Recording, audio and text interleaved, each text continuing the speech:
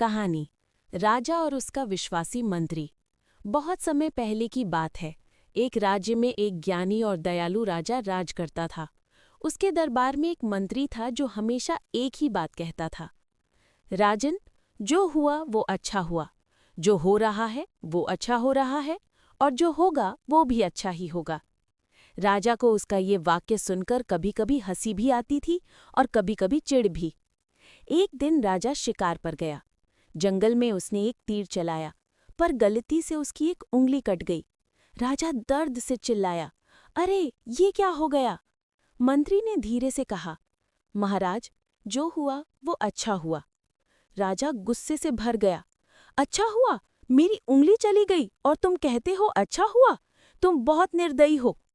गुस्से में आकर राजा ने मंत्री को कारागार में डालने का आदेश दे दिया। कुछ दिन बाद राजा फिर अकेले शिकार पर गया। इस बार वह एक आदिवासी गांव में भटक गया। वो लोग बलि देने के लिए किसी मनुष्य की खोज में थे और उन्होंने राजा को पकड़ लिया।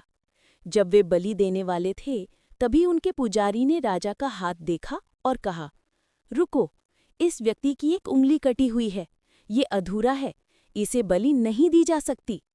उन्होंने राजा को तुरंत छोड़ दिया। राजा जंगल से बाहर आया और भागकर अपने राज्य लौटा। उसने तुरंत मंत्री को जेल से बुलाया और कहा, मंत्री, तुम सही थे, मेरी उंगली कटना मेरे जीवन की रक्षा बन गया। लेकिन बताओ, तुम्हारे जेल जाने में क्या अच्छा हुआ?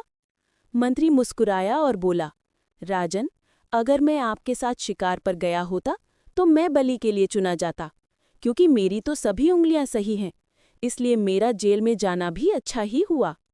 राजा की आंखें भर आईं। उसे गीता का वो सत्य याद आया, जो हुआ वो अच्छा हुआ, जो हो रहा है वो अच्छा हो रहा है, जो होगा वो भी अच्छा ही होगा। सीख, जीवन में जो भी होता है उसका कोई न कोई उद्देश्य होता है। हर घटना हमें कुछ सिखाने, सुधारने या बचाने आती है। बस भरोसा रखें, भगवान जो करते हैं हमारे हित के लिए ही करते हैं। नमस्कार।